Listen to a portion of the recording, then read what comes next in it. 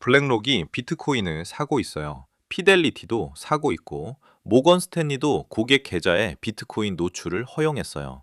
마이크로 스트래티지는 회사 금고에 비트코인을 계속 쌓고 있고요. 비트코인이 위험하다고 말하는 사람은 많은데, 정작 가장 보수적인 돈들이 꾸준히 비트코인을 사모으고 있어요. 왜 그럴까요? 오늘은 비트코인을 좋게 볼 수밖에 없는 4가지 이유를 정리해 보겠습니다. 단기 가격 얘기가 아니에요. 수급, 위기 패턴, 인플레, 제도권, 이 네 축으로 구조를 보면 지금도 비트코인을 장기적으로 긍정적으로 볼 이유가 충분하다는 게 보이기 시작해요. 자, 하나씩 가볼게요. 자, 첫 번째 축부터 볼게요. 수급 얘기입니다. 미국 현물 비트코인 ETF들이 매일 수천억 원 단위로 비트코인을 사고 있어요. 전체 공급의 10% 이상을 장기적으로 들고 있다는 분석이 나오고 있고요. 근데 이 자금의 성격이 중요해요. 당일 들어와서 당일 나가는 단기 트레이딩 머니가 아니에요. 연금, 기관, 리테일 장기 계좌를 통해 들어온 돈이거든요. 이 돈은 쉽게 안 나가요. 기업들도 볼게요. 마이크로 스트래티지류 기업들이 채권 발행과 증자 같은 새로운 펀딩 수단을 통해 회사 금고에 비트코인을 장기 보관하는 전략을 계속 쓰고 있어요.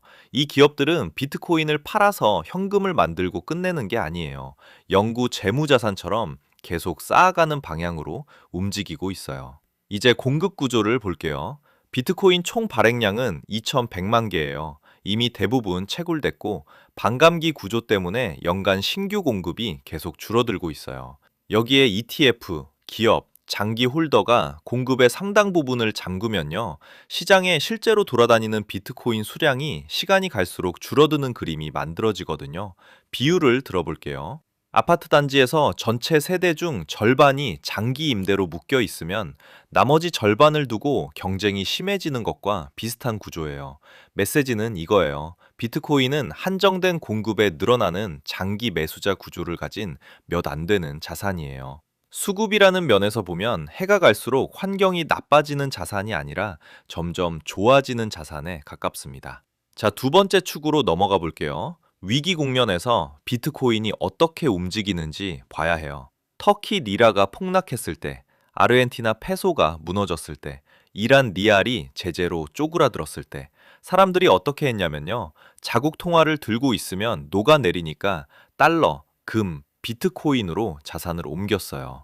이건 이론이 아니에요. 실제로 이 나라들에서 비트코인 거래량이 급증했던 게 데이터로 확인됐어요. 그리고 더 흥미로운 패턴이 있어요. 중동 지정학 리스크가 올라오는 구간에서 달러와 미국 자산 전체를 파는 움직임이 나올 때 금과 비트코인이 같이 오르는 날이 나타나고 있어요. 이게 무슨 의미냐면요. 달러도 불안한 순간에는 비트코인이 금과 함께 선택받는다는 거예요. 물론 비트코인은 아직 변동성이 크고 위험자산 성격도 분명해요. 평상시에는 나스닥과 함께 움직이는 날도 많거든요. 하지만 달러와 국채에 대한 신뢰가 흔들리는 순간에는 대체 가치 저장 수단으로 선택받는 비중이 점점 커지고 있어요. 이건 단순한 밈이 아니에요. 실제 데이터에서 조금씩 보이는 변화입니다. 자, 여기서 한 가지 짚고 넘어갈 게 있어요. 지난 10여 년간 미국, 한국을 포함한 대부분의 나라에서 통화 공급이 크게 늘었어요. 그 결과가 뭔지 아세요? 자산 가격이 올랐어요. 집값이 올랐고, 주식이 올랐고, 물가도 올랐어요. 근데 은행 예금 금리는요, 물가 상승률을 따라가지 못했어요. 그 말은요, 현금과 예금만 들고 있으면 조용히 가난해지는 구조라는 거예요. 그래서 많은 투자자들이 인플레 헤지 포트폴리오를 만들기 시작했어요. 금, 은, 지수형 주식, 부동산, 화폐 가치 하락에 상대적으로 강한 자산들을 섞는 전략이에요. 여기에 비트코인을 고위험, 고잠재력, 인플레 헤지로 소량 편입하는 흐름이 늘어나고 있어요. 왜 비트코인이 이 자리에 들어오냐면요. 2100만 개라는 상한이 코드로 고정돼 있거든요. 달러는 필요하면 찍어낼 수 있지만 비트코인은 코드를 바꾸지 않는 한 절대 더 발행할 수 없어요. 통화 남발과 부의 양극화라는 구조를 인식할수록 현금만 들고 가는 건 확실한 패자 전략이라는 생각을 하게 되고, 그때 포트폴리오 안에서 비트코인은 금, 우량자산과 함께 인플레와 통화가치 하락에 대한 방어자산으로 들어오는 그림이에요. 자, 네 번째 축으로 넘어가 볼게요. 제도권 편입 얘기입니다. 미국과 유럽에서 현물, 선물, ETF가 잇따라 승인됐어요. AUM이 수십억에서 수백억 달러 수준으로 성장했고, 은행과 브로커리지들이 적정 비중 안에서 비트코인 노출을 허용하거나 추천하는 상품이 늘어나는 추세예요. 여기서 진짜 중요한 포인트가 하나 나옵니다. 일부 규제 논란이 있는 건 맞아요. 스테이블 코인 이자 제한, 클라리티 법안 지연, 이런 것들이 있죠. 하지만 큰 방향을 보면요. 대놓고 비트코인을 없애자가 아니에요. 어떤 룰 안에서 인정하고 관리할지, 어떻게 세금을 매길지, 이걸 정하는 과정이에요. CBDC와 토크나 논의도 블록체인 기술을 어떻게 제도 안에 녹일지라는 프레임으로 가고 있어요. 기업과 기관 쪽에서도 변화가 나오고 있어요. 일부 상장사와 기관이 비트코인을 재무자산, 준비자산, 담보자산으로 조금씩 편입하는 사례가 늘어나고 있어요. 메시지는 이거예요. 지금 미국과 유럽의 흐름은 비트코인을 없애자가 아니라 이 자산을 어느 칸에 넣고 어떤 안전장치 아래 두고 어떻게 세금을 매길지를 정하는 과정이에요. 이 방향성 자체가 비트코인에겐 굉장히 우호적인 환경입니다. 자, 지금까지 나온 네 가지를 한 번에 묶어볼게요. 첫째, 공급. 2100만 개 상한의 반감기로 신규 공급이 감소. ETF, 기업, 기관이 공급 일부를 장기 잠금. 둘째, 수요. 통화 붕괴 국가에서의 실물 수요. 달러와 국채 신뢰가 흔들릴 때 디지털 안전자산 역할 강화.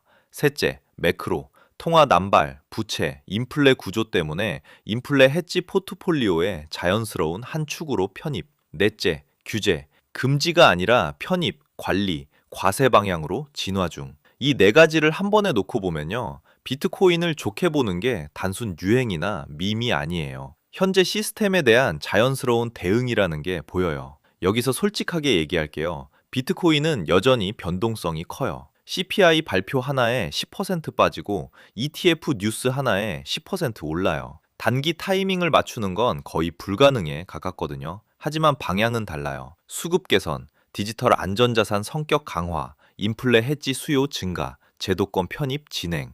이 네 가지 흐름은 단기적으로 흔들릴 수 있지만 장기적으로 쉽게 바뀌지 않아요. 그래서 현실적인 접근법은 이거예요. 단기 트레이딩보다 몇 년 단위 장기 관점으로 전체 자산의 일부 비중을 비트코인, 금 같은 희소 자산에 배분하는 방식. 언제 한 번에 몰빵해서 대박이 아니에요. 왜 이 구조에서 비트코인이 필요한지 이해하고 적정 비중을 정하는 것이 핵심이에요. 물론 변동성, 규제, 기술 리스크는 항상 있어요. 그래서 비트코인은 어디까지나 장기, 분산 투자 안에서 적정 비중으로 가져가야 한다는 점도 같이 기억하셔야 합니다. 물론 반론도 있어요. 비트코인이 변동성이 너무 크다. 아직 검증이 덜 됐다. 이미 너무 많이 올랐다. 이런 시각도 맞는 부분이 있어요. 단기적으로 얼마나 더 빠질 수도 있고 예상치 못한 규제가 나올 수도 있거든요. 다만 여기서 질문 하나를 드리고 싶어요. 우리는 비트코인을 이야기할 때 이미 많이 올랐다는 이유로 구조를 한 번도 안 보고 지나치고 있지는 않나요?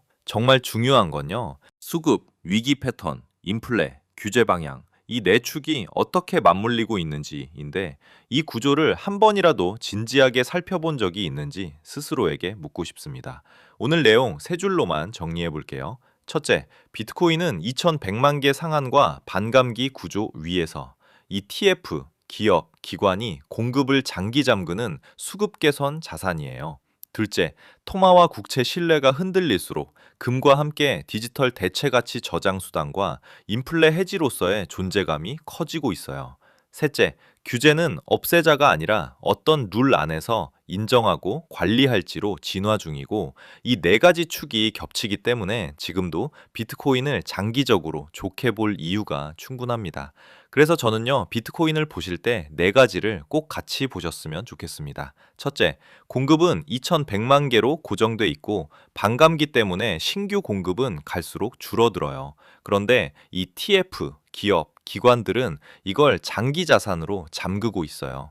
둘째, 통화와 국채 신뢰가 흔들리는 순간에는 금과 함께 비트코인이 대체 가치 저장 수단으로 선택받는 비중이 조금씩 커지고 있어요. 셋째, 통화 남발과 인플레 시대에 현금과 예금만 들고 가는 건 점점 더 불리한 전략이 되고 있어요. 비트코인은 금, 우량 자산과 함께 인플레 해지 포트폴리오의 한 축으로 자연스럽게 들어오고 있어요. 넷째, 규제도 없애자가 아니라 어떤 룰 안에서 인정하고 관리할지로 방향이 잡혀가고 있습니다. 이 네 가지를 같이 보시면 비트코인을 좋게 본다는 게 단순 유행이 아니라 지금 이 시스템에 대한 합리적인 대응이라는 점이 조금은 더 와닿으실 거라고 생각해요. 오늘 영상을 한 문장으로 정리하면 이겁니다. 수급, 위기, 인플레, 제도권. 이 네 축이 동시에 비트코인 방향으로 기울어져 있다. 공급은 줄어들고 있어요. 장기 매수자는 늘고 있어요. 통화 불안이 커질수록 선택받는 자산이 되어가고 있어요. 규제도 편입 방향으로 가고 있어요. 이 네 가지가 동시에 맞물리는 자산이 또 있을까요? 도움이 되셨다면 구독과 좋아요 부탁드립니다. 그리고 댓글로 이것만 남겨주세요. 여러분은 지금 비트코인을 수급, 위기 패턴, 인플레 해지, 제도권 편입, 이 네 가지 기준으로 봤을 때 포트폴리오에 어느 정도 비중이 적당하다고 보시나요? 본인의 기준을 댓글로 남겨주시면 다음 영상에서 국내 투자자가 현실적으로 가져가기 좋은 비트코인 비중도 따로 풀어보겠습니다. 다음 영상에서 또 만나요. 감사합니다.